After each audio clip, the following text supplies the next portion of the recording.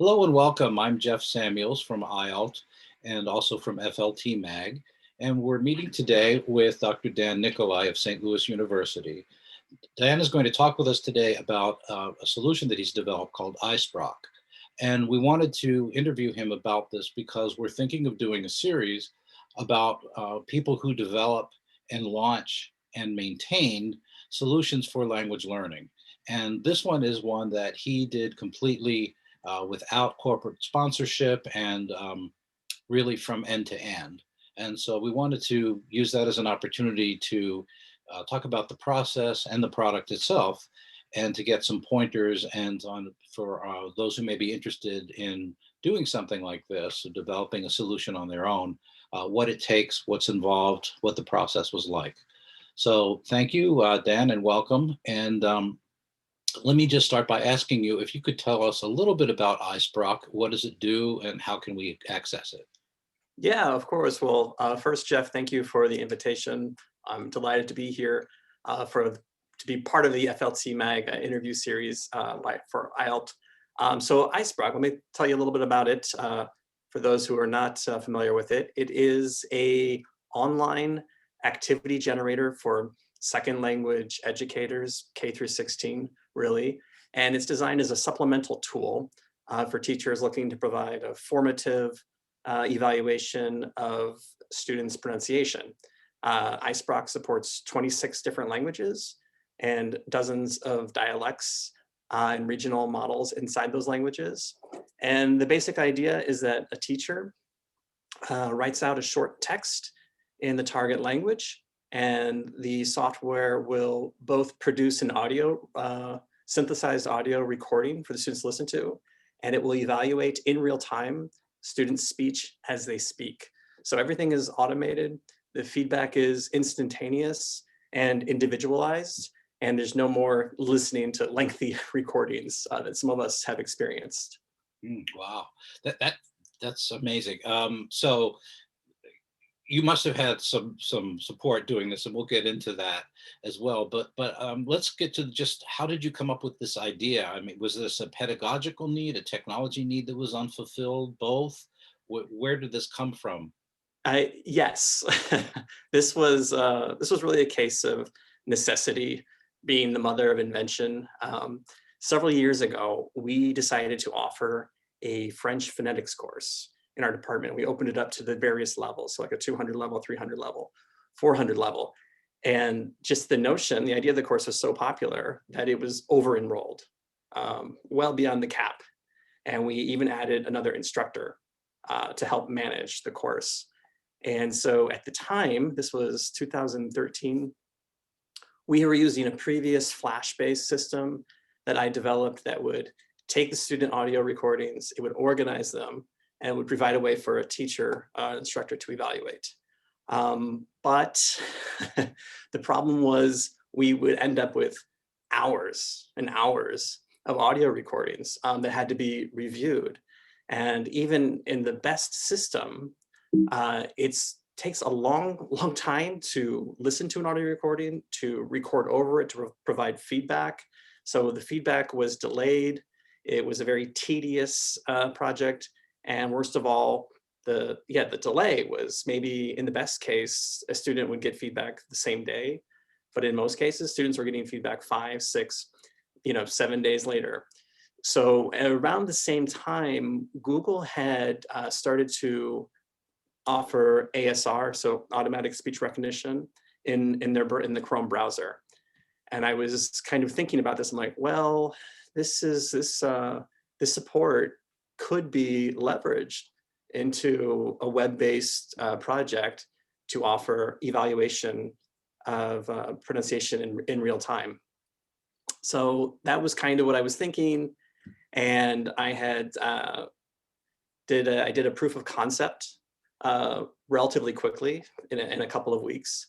And then I was like, oh, this has a lot more promise than I realized. So why was it developed? Well, there was both the opportunity with Google releasing the ASR support and just the need for our own French teachers here at St. Louis University. Mhm.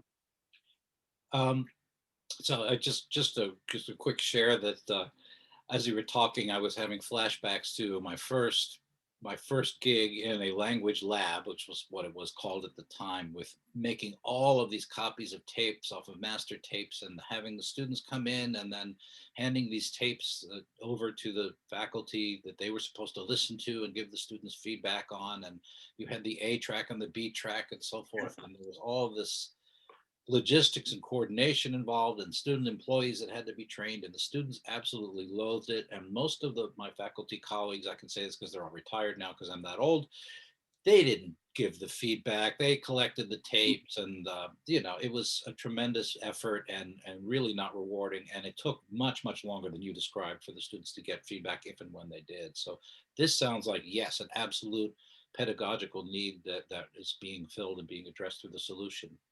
So I want to ask next about kind of two things. One is the ideation process, and the other is the development process. So we can bifurcate those a little. Yeah. Let's get at like the ideation process. And you talked a little bit about this already in the sense that you've given the rationale for it and the need that it was fulfilling. But how did you come up about with the idea about like the functionality itself? And you saw this need to be out there, but how did you narrow it down to this type of solution performing this particular way? Yeah, so frankly, when I was first getting started, my only goal was to make just a very small, streamlined web app that would support the French faculty here. And so my kind of driving philosophy in software design or interface design is make it so simple, right, that you don't need documentation. You don't need a 40-page manual to, to use it. Focus on an intuitive design. Focus on something that's just going to be usable right away, and that you can create an activity in just a matter of a couple of steps. This is part of the reason why iSprock doesn't rely on creating user accounts for students, Mhm. right? They can just visit a link. I'd seen that model before where, and I think we're all kind of had the experience of like having students, asking students, reluctantly, like, hey, will you make accounts on these six different six different websites so I can teach you this language? So I have a strong aversion to those kinds of systems. Um, and then also I have a strong aversion to just things that have too many options. And that's because most of my career here at SLU has been supporting faculty with technology. So I wanted a system that would be easy to support those faculty. I have a very strong, visceral understanding of what kind of systems confound uh, foreign language faculty members in the department, and I just wanted something that was so simple there would be no way to make a wrong turn. Mhm. So that was kind of my driving vision for the project. And like I said, I had started with just wanting to support this one French class, and then other faculty in the department kind of got wind of it. And before I knew it, I was having requests for Spanish and Italian and German and essentially all the languages that we teach in the department. So but yeah, I was guided by intuition and just a desire to make it foolproof and simplicity. Mhm.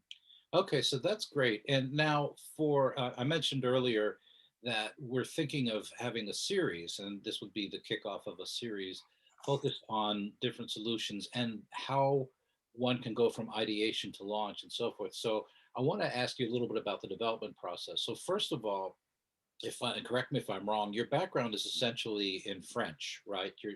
Your doctorate is not in IT or in computer science, is that correct?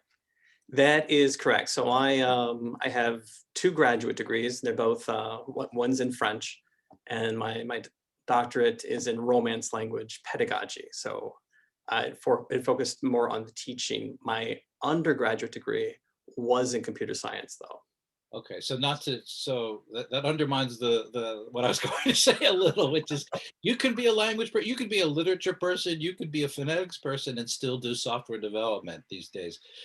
So the fact that you have a computer science background doesn't preclude others who lack that background from doing this. So in order to make my argument a little bit stronger, maybe you could talk through how did you approach the development process? So there are different, for those who may not know, there are different methodologies and approaches for developing solutions. And there's something called waterfall.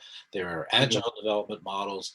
Did you think about that and pick a model and apply it, or was it more organic? Can you just kind of talk us through that with the idea that someone who may be thinking about doing this would be encouraged to undertake it rather than scared off by the complexity?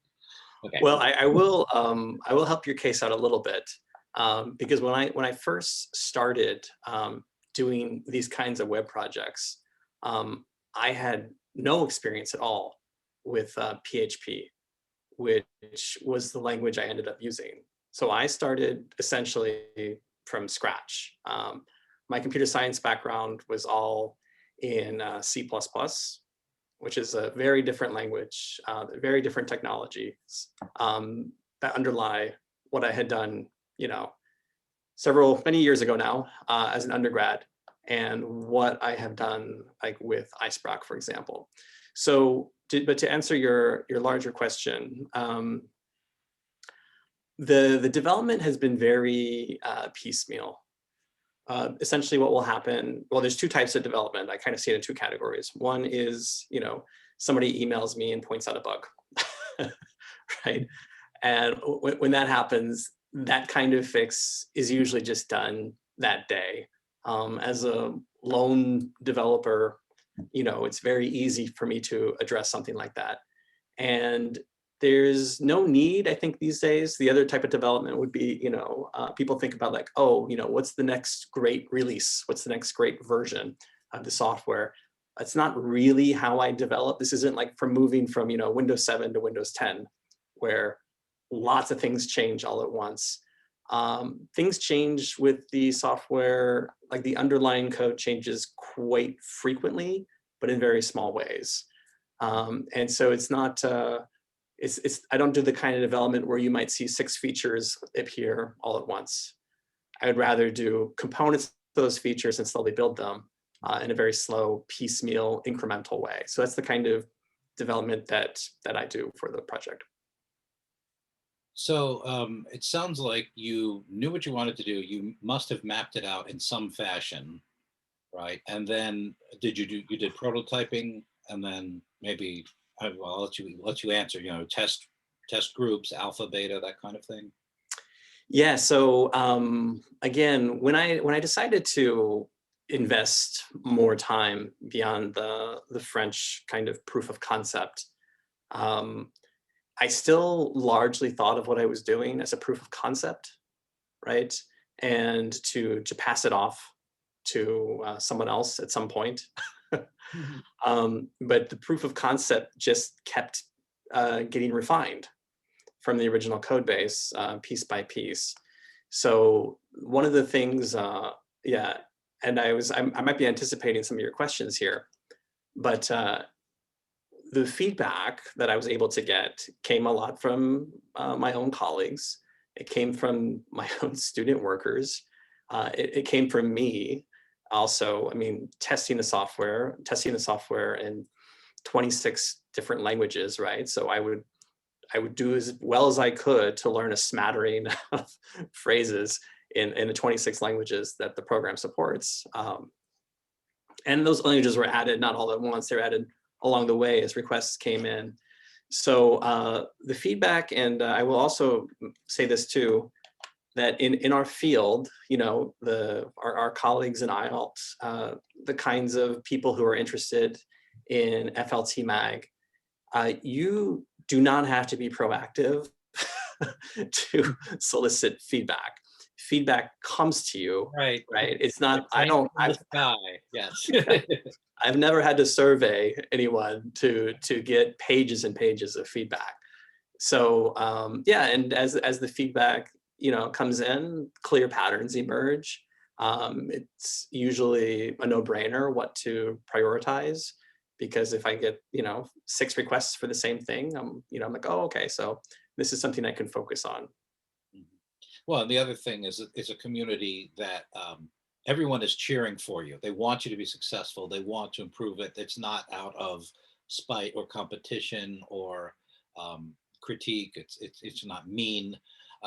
It's quite the opposite. It's this is great. Let's help you to improve it or fix it or whatever, and then we'll publicize it and let us know if we can help you to test it and to publicize it. So well, that's good. Yeah, and that kind of support, yeah, I have received from the very beginning. This was first publicly demonstrated at the 2015 IALT conference at Harvard, Mhm. and it was the joint conference, right, the fleet conference Yeah, with complete. JLET. And so, yeah, like, I mean, literally that day, I was getting great, great sources of feedback, Mhm. and for things that I knew very little about, including, I have almost no knowledge of Japanese, or some of the other Asian languages that iSprock now supports.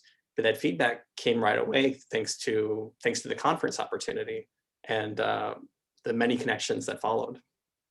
Yeah, that's great. And I think that's an important lesson too, again, with the perspective of if someone's thinking of delving into developing something and offering it to the world, is there are networks and there are people out there that you can tap, that you can rely on. And we're organized. We have organizations, we have publications, we have all of that. Let me ask you about funding, though. So I have an assumption, but it may be completely untrue, which is that you just did this on your own and that you didn't spend much to do it, and you control your own time and resources. But that may not be the case. Did you obtain funding in any way, and at what points did you feel that it was necessary to do so? Yeah, so funding in the beginning was not an issue. I was able to do some funding from our language resource center, for hosting, Mm. for some of the transaction costs. There was a very strong interest from our ESL colleagues on campus to use this, and they also financially backed the project early on. And so when I say financially backed, I don't mean my time as a developer. I mean, like, all of the underlying APIs. There's little transaction costs every time someone interacts with the software, and each transaction it costs pennies. But when you have tens of thousands of students interacting with the software, those pennies turn into dollars. Those dollars turn into thousands of dollars over time. So I had a discussion with my university, and they were happy to cover the costs, for my department, for our colleagues in ESL, but made it clear that we can't subsidize this, Right. for other parties. So what I did was I introduced a very modest uh, tier tiered site license pricing system. And the idea is that the costs would correspond almost penny to penny with the actual costs. So it wasn't out of a commercial interest. It was more out of the necessity to scale up. We had to cover all these pennies as they were adding up. So sometime in 2015, I was in contact with some colleagues at Georgetown. They wanted to help financially back iSprock, and so we had a very small site license agreement, and then other requests came in from other universities. And before I knew it, within a matter of months, I had 20 universities who were in some way or another um, financing the project. Mm. Oh, that's fascinating.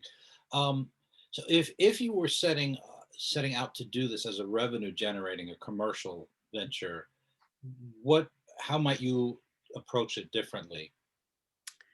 Yeah, so I think the one thing that if you want to create a product like this, or something like this, and you want it to be revenue generating, you have a commercial entrepreneurial drive. Um, you need to focus on sales. I mean, people are reluctant Yeah. to pay for software.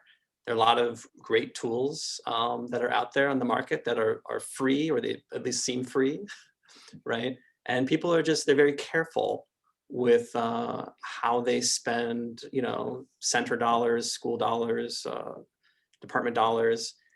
And, because this wasn't really a commercial interest for me, I more wanted to share the project. Um, and we'll talk about future funding lines in a minute. So, but I didn't focus on, I'm not cold calling people. I don't have anyone hired to cold call people. I don't send more than one or two emails a year to Mhm. the people who have interacted with the program, right? There's no high pressure sales. There's none of that. And frankly, it's not one of my fortes. Is the hard sell. So I have people come to me. Now this is not a great model Yeah. for commercialization or Right. Right. profit generation, but it really hasn't been my focus. So I would say that already, my involvement in the project, I've done everything to date. I've been the lone developer. It's turned me into a full stack developer, really, because it's everything. It's the interface, it's the back end, it's everything to do with the server. You know, it's been a huge learning project for me. Um, but the one thing that's been neglected has been the revenue generation. And like I said, if when people discover the project, I'm more than happy to talk to them about it. And yeah, but it hasn't been a focus of the project. And if you want to make it the focus of your project, you need to put in the time, because if you don't, people are not going to, you're not going to be able to scale it up and have a financial success unless you invest the time in marketing your product. Yeah, there's certainly a level of thought that has to go into where you're going to be in a year, 2 years, 5 years, 10 years. What's your growth model? What are going to be the levels of service and so forth? And it's a very different perspective. You're doing a piece of it without having to worry about all of that. Which, just to clarify, because I think you kind of answered this question already, are you essentially a one man band here? Who else supports and works on this? Yeah, so from the beginning, I've been a one-man band. I've contracted some work out over the years, but essentially, yeah, I've been the sole sole developer, sole person behind iSprock. I'm in preliminary talks with our Center for Digital Humanities, because we have discussed collaboration, maybe kind of transitioning the project to their hands, because they have you know I don't want to say real, but they have full-time developers and a lot of expertise that would help with the feature requests and other enhancements. So I'm very open to collaboration with them. Again, I'm the commercial interest. It's not really the focus of my energy. And to that end, we're actually pursuing grant funding right now to support the project and to make it more accessible to people who might not even be able to cover, a modest site license of a couple $100s. Yeah, actually, you anticipated the next question was that about. So, obviously, if someone is thinking of doing a commercial revenue generating for profit model, that's different from what you've done. But within the university and college worlds, in academia, we have access to grants when they are available, and that in and of itself can be tricky. Sort of, it is like having to navigate all the different grants and organizations that are out there, their missions, what they're giving grants for, and so forth. But very often, if it's supporting a pedagogical need, the technology is a piece of it. You may not find a grant particularly for developing a software solution that does X, Y, Z, but there are grants to develop particular programs that reach underserved populations, or for less commonly taught languages, or what have you, or government programs that are being funded with specific purposes and strategic goals in mind. And so to partner with someone fitting in with that larger mission. So have you spent a lot of time exploring those opportunities, or has it been more they've just sort of emerged and appeared? Yeah, no, I have aggressively been pursuing grants in the past few months to support the project. One of the things I will also add about, if this were more of a commercial interest and less of an academic one, there's things that wouldn't be part of the software. A lot of us work in less commonly taught languages, right? Which is really a niche market. If you look at, some of the textbook publishers, where are they focusing their energies? Well, they're focusing their energies in the most lucrative places, right?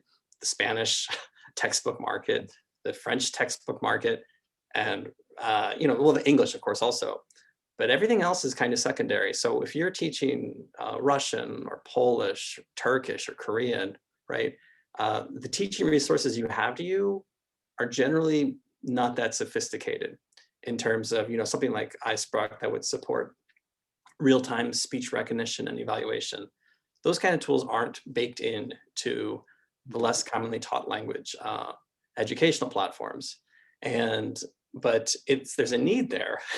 There's a need for some kind of technology to supplement the teaching resources that are available.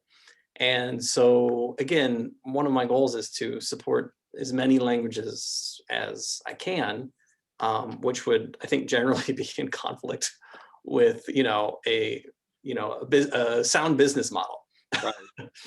right? But unless that business model were specifically to go after those unsupported languages, but to do it language by language by language would be cumbersome. To do it more generically, and it could be applied across languages, would be easier from a certain perspective. But the nuances and differences among languages might preclude that. Yeah, and it helps to have, knowledgeable people, which I'm fortunate to be connected to many for the languages that I don't teach, the languages I'm not familiar with. So I have a great network of people who can give me insight on development. And the reason I brought up the less commonly taught languages, because in the context of grants, is because our own government, has identified, critical languages, right? Right. And so our own government is interested in funding technology that supports the learning of these languages, like Korean, like Turkish, like Russian. Mhm. Yeah, that's a good call out. Yeah. Um, just one or two more quick ones here. Just generally, how pleased are you about the level of adoption? It sounds like it's almost exploded on you a little bit. And more concretely, how are you able to measure the positive impacts, either, with some action learning, or action research, or um, are you doing more longitudinal studies, or is it more just word of mouth, what you're getting back from folks? Yeah, so the first part of your question about adoption, I've been I've been surprised from the beginning about the level of interest in the project. In any given month, I'll have people from 50 different countries, interacting with the software in almost all of the languages in a given month. There's over 1,000 educators who have created accounts. We are rapidly approaching 100,000 students Mm. who have interacted with the software.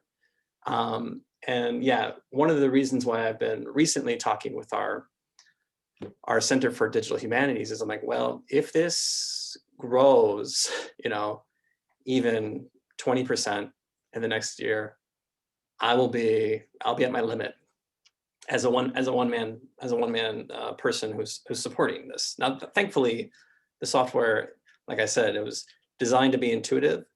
So kind of the technical support requests are, not very high, even given that large base of people interacting with the software. but I can see that at some point, this will be more than a part-time gig for me. Sure. So that's why those talks are occurring right now. Now, the second part of your question was about The measuring impacts and measuring impact, right? like almost from a research perspective, right? So Yeah, people are that's it. going to want to know, how can you show that there are tangible benefits to learners? Yeah, and that's a great question. So one recent thing that I did with two of my colleagues here at St. Louis University was a longitudinal 16-week study of students in our second semester Spanish class.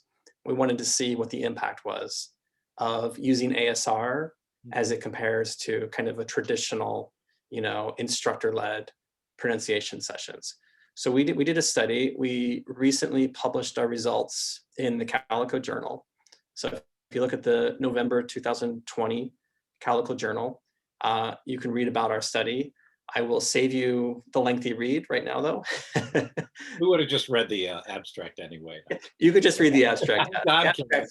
abstract's maybe 200 words, so you'll get a sense. But basically what we found was there are statistically significant, but often non-overlapping gains between the two approaches. So using solely ASR for pronunciation instruction or using solely instructor-led kind of traditional, choral repetition exercises, we see gains in both groups in pronunciation. Some gains are specific though to using the ASR tool. So the kind of the end conclusion was, don't supplant the traditional instruction, but supplement it to have the best of both worlds.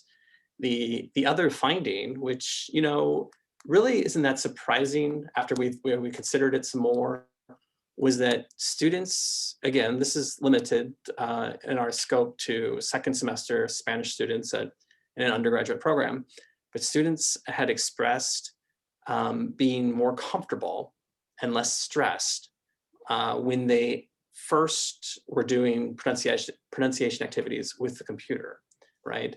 Now the effective filter was lower, you might say.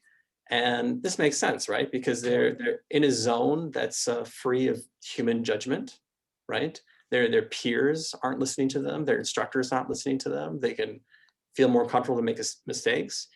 And also, they get an objective evaluation of their pronunciation. This isn't a sympathetic teacher who listens to, broken Spanish all day. It's, as they speak, their words are transcribed right before them, which is a really empowering, motivating feeling. You can see your success. And again, that feedback it's immediate and it's just for you. And as someone said recently, feedback is a dish best served warm, right? And the only way to give instant individualized feedback in a group of 20 students or more, right, is to have it automated. Right. Absolutely. So it sounds like you had some quantitative measures, but it also sounds like you got some qualitative feedback as well. Is that true? That's correct, yeah. Yeah, that's critical, I think, because to measure effectiveness without that aspect of students' perspective and hearing it in their own words limits the effectiveness of your study, in essence. And so it's good to have both. And I think that makes a real strong argument. So Yeah, I think a lot of us in the field are, very pro mixed methods yeah, research, right? Because we want to see, we want the evidence, we want the empirical evidence, and we want to understand it. right. So Right. And we know, qualitative research done well is empirically valid. Quantitative research, of course, is empirically valid if you do it properly, but it can only tell you what you're asking of it. It doesn't speak freely and ramble, and you can't get into phenomenology that way, for example, but both really does address all of the big picture there. Just in closing, any other thoughts that you might want to share with someone who is thinking about launching some kind of venture or developing something that a solution broadly defined that fits a need? Where to start, what to do, how to motivate yourself, any just general advice. Yeah, I think I will share, you've probably heard this, and people listening have probably heard this before, but Facebook had kind of a internal slogan in the early days, and it was move fast and break things, right? Now, for a company the size of Facebook now and the impact it has, that's a totally reckless, motto to embrace. But when you're just getting started, it's good. It's good to just start, right? It's good to just start. I think a lot of projects fall victim um, to too much planning, essentially. And so my advice is to just get started. Even if it's just a mock-up interface, get something in front of you, like have visible progress in front of you, build some early functionality. And if you are moving fast and you are breaking things, um, which to some degree, if you're new to this, is going to happen, you're going to break things. I would strongly encourage anyone in any type of development is to keep a list of what people in development call technical debt, right? If you take a shortcut to get something done quickly, right? Make sure you have a place where you document your technical debt. So further down the line, it's something you can address. But yeah, my sense about development is if you have nothing but plans, you have nothing, right? And beyond that, once you begin developing, your plans invariably will change, right? So I don't find it useful to plan out everything in advance. Mhm. I find it more useful and more motivating to start the project. And yeah, like I said, and as you start and as you develop, new ideas will come to you that couldn't have been anticipated. And all that anticipation, all that time would have been wasted. Uh, so, if you're small, move fast and break things. If Yeah. you're large, be very careful. Right. That makes sense. It sounds like it's like writing. You've just got to start creative writing, right? You just Oh yeah. well, or academic writing too. If No, you, it's just like writing a book or a dissertation or anything creative, just start. yeah, And if you don't write anything, you have nothing to improve. right, yeah. You can paralyze yourself by pre-planning and pre-thinking and organizing and getting all the infrastructure before you actually begin to do it, and then you'll never get it done. Or you may not get it done. Or never. Yeah. Well, thank you so much, Dan. I appreciate it. So we've been talking to Dr. Dan Nickolai from St. Louis University, and again, this is uh, an interview that will be available on FLT Mag, which is a publication of IALLT. And thanks again for being with us, and look forward to talking to you soon. It was my pleasure. Thank you, Jeff. Thanks.